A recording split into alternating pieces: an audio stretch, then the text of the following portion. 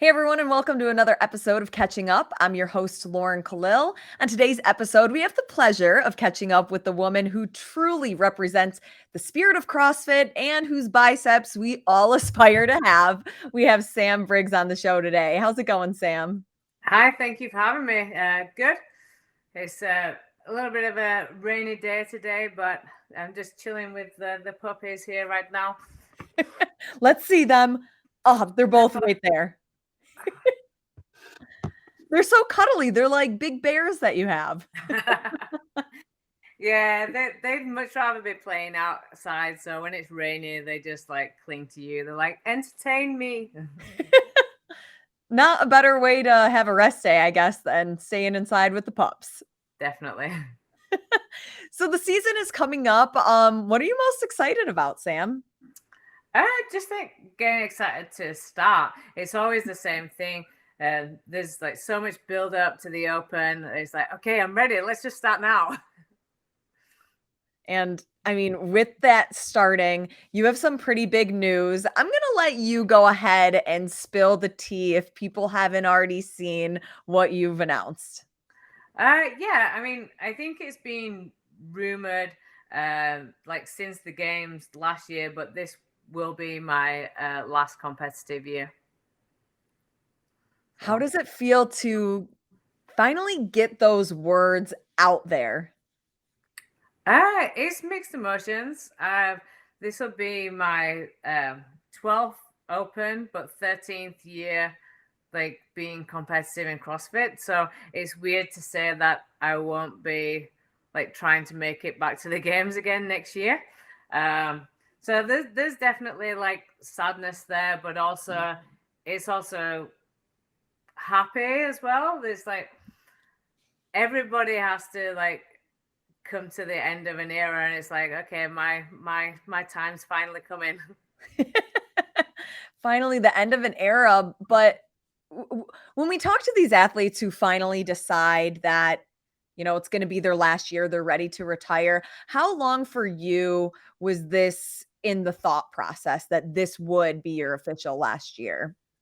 So I think 2020 was going to be my last year, but then with Corona happening and then everything going online, I didn't want that to be like my last experience of the games.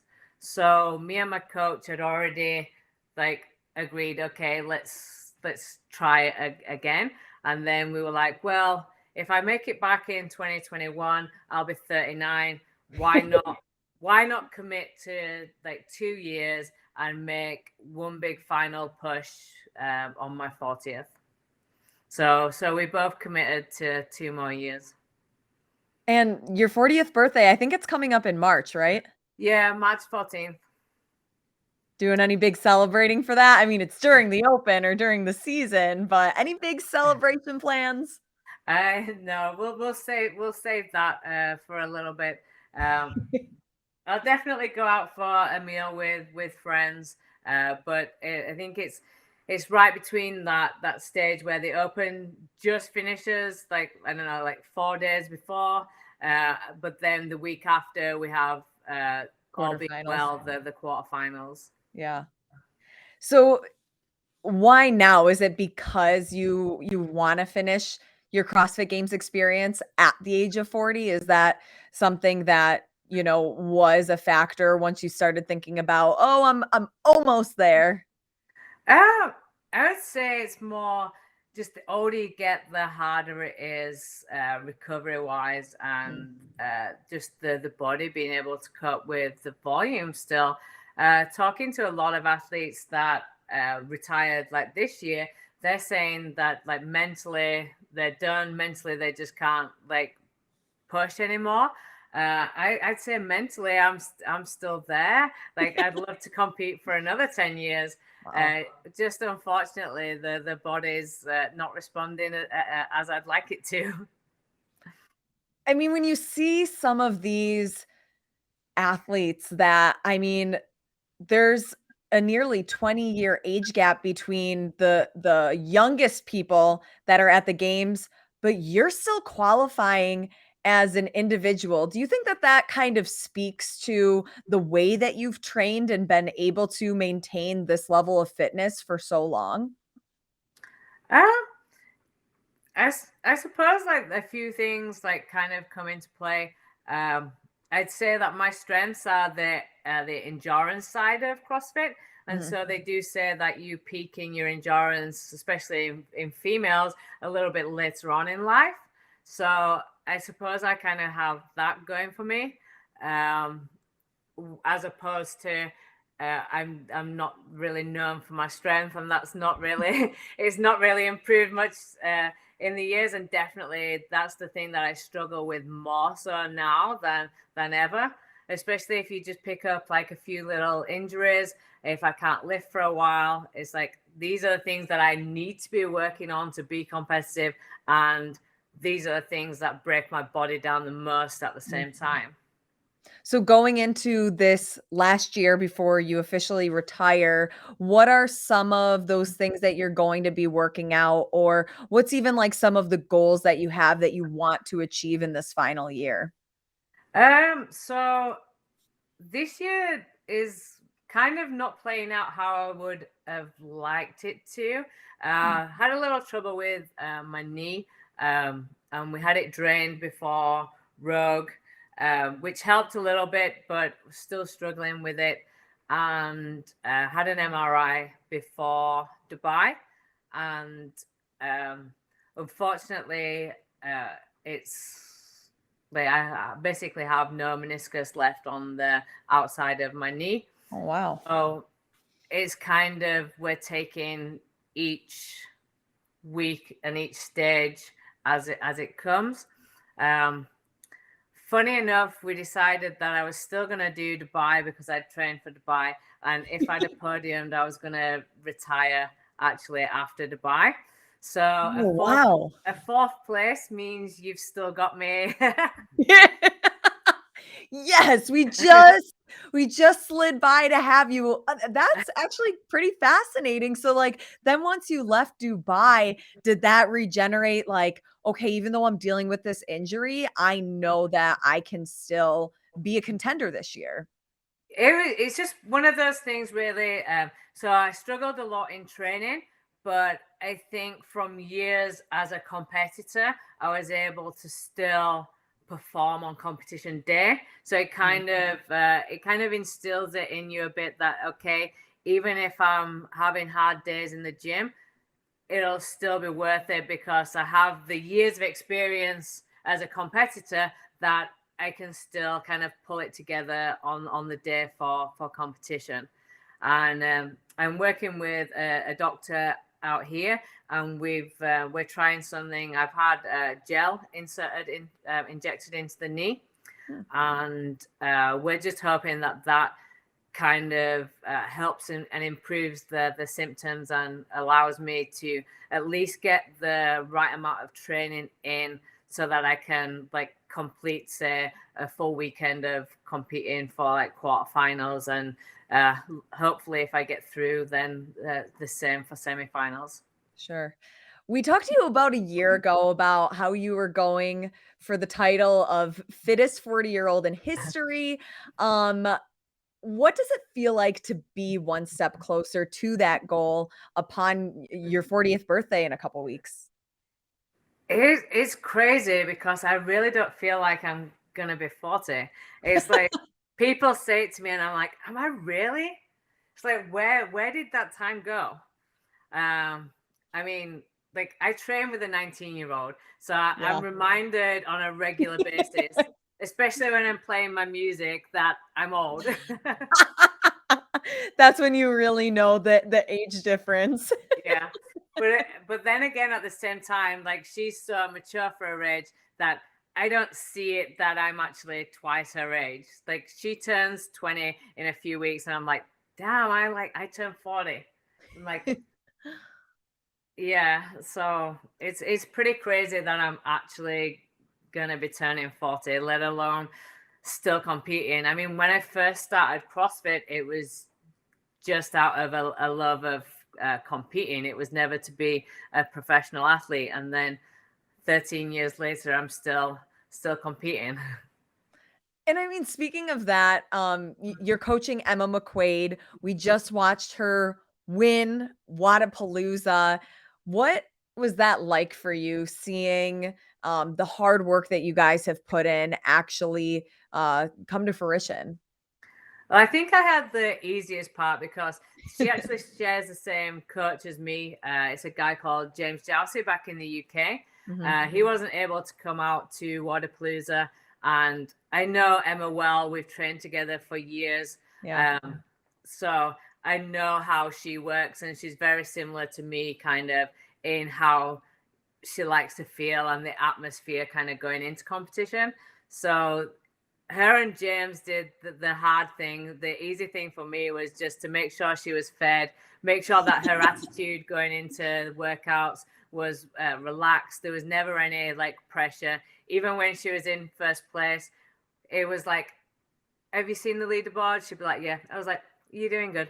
And that was kind of the level of like celebrations. It Yeah. wasn't until the final workout when it was like thumbs up. It's like, okay, now you can celebrate. I love that. When you guys are back training, are there many times during the week that you'll have the same programming or throwdown together, or do you try to keep it separate? Well, at the moment, obviously, I'm now based in the US. When I was back in the UK, we trained together a lot more. She would come Mhm. over to Manchester, and I would fly over to Ireland. Um, but I'm going over in April for 2 weeks, and like she came out like here, obviously before Rogue, and then before the games and stuff. So we still try to spend time together, and I probably speak to her more than anybody else. I'll speak to her like I would say every day. We either like send a sly message or a dig at each other on Instagram. We like to keep things nice and relaxed. You have to, especially because this sport, it can be so stressful and it's so demanding on your body that I'm sure having those almost like comic relief moments are Yeah. so important in the training. Oh, definitely. And I think that's something that we do well for each other. It's always lighthearted, even when we're competing against each other. It's always like we'll make fun of each other, especially if we've just beaten the other person. You Yeah. like you've got to rub it in their faces, but it's with love. Right. It all comes from love and that competitive nature that you can have those fun relationships with people. Yeah. So I think that's cool that you and Emma can do that. Looking at your entire career, I'm sure there's so many highlights and moments that, stick out in your mind, but is there one highlight that, you're going to carry and, tell people from years to come that was like the moment for you? It's hard to pick kind of like one moment, just because there's a lot that are special for different reasons. The obviously the if you look at like a highlight reel, then winning the games in 2013 is definitely like what every athlete like dreams of doing. Yeah. But then there's like so many other things that I've kind of overcome and like managed to come back from. Like 2016, I had to have the shoulder surgery.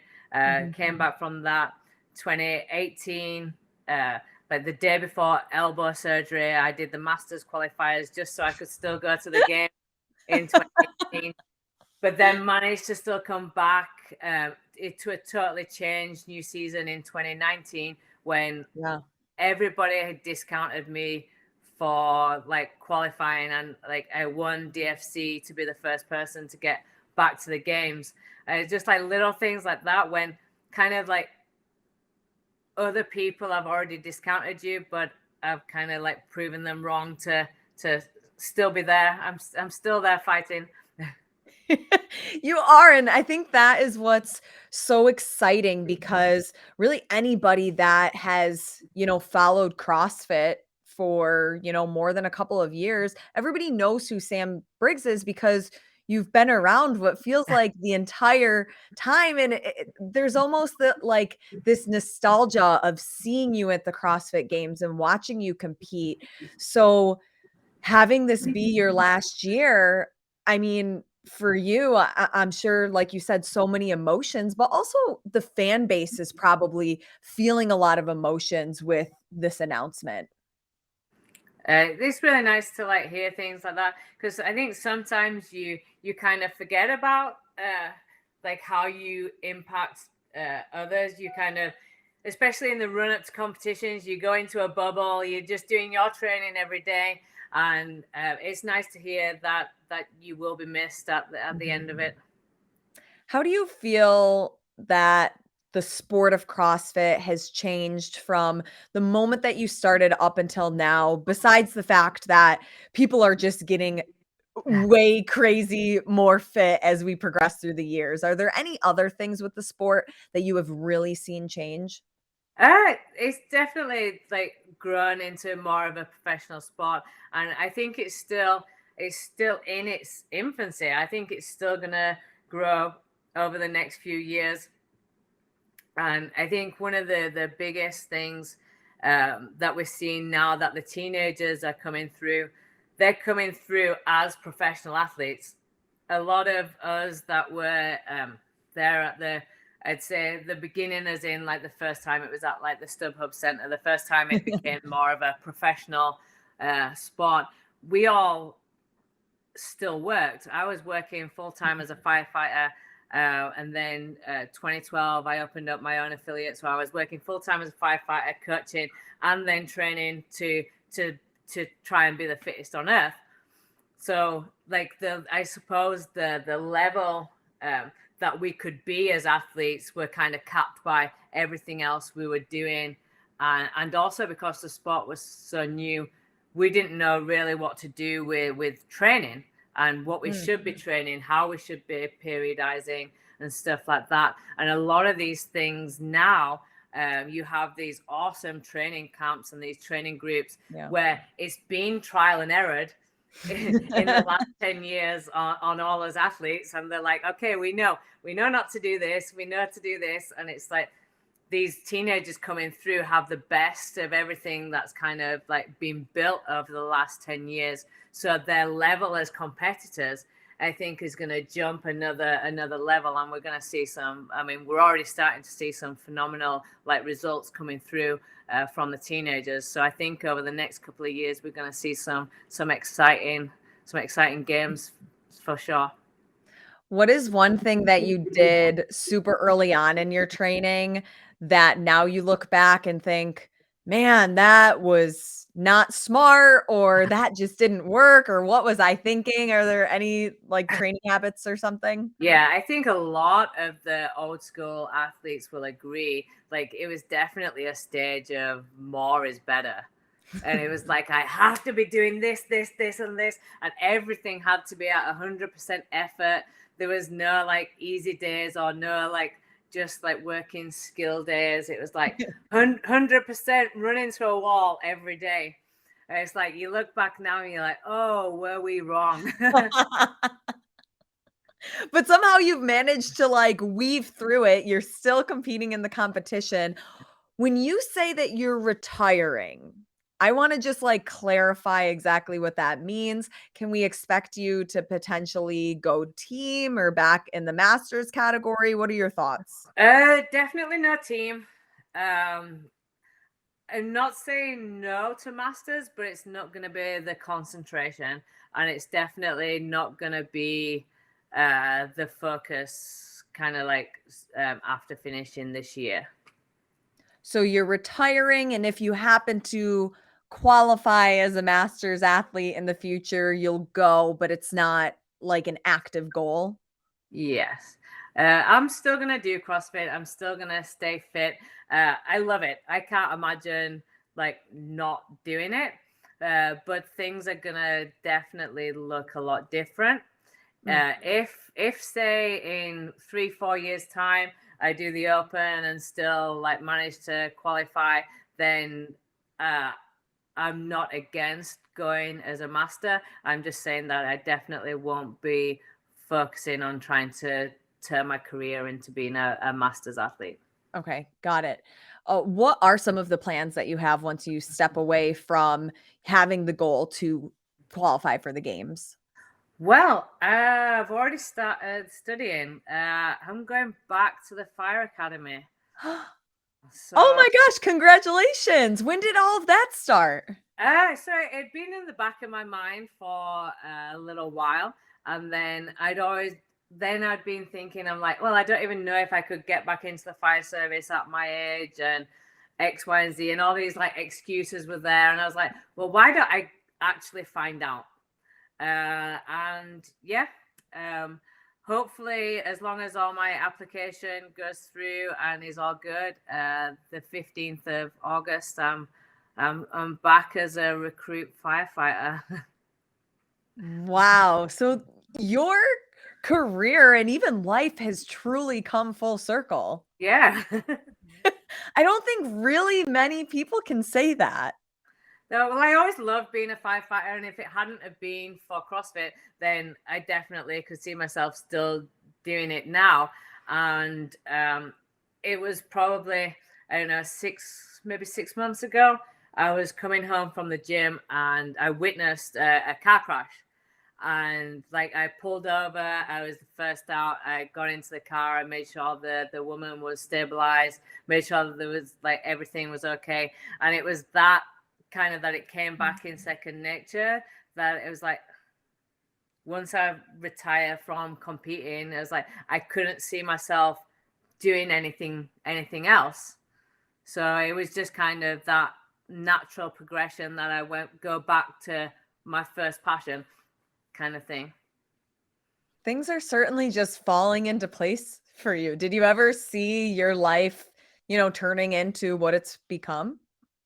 I suppose it's crazy because, like, even though I loved competing in sport, when I was younger, I never actually saw myself like being a professional athlete. I just never thought that that would that I would be good enough at anything to do that, and kind of fell into CrossFit a little bit by accident, um, and then obviously winning the games in 2013 allowed me the opportunity to go professional, especially at a time where the sport wasn't fully able to like help people be professional at that time.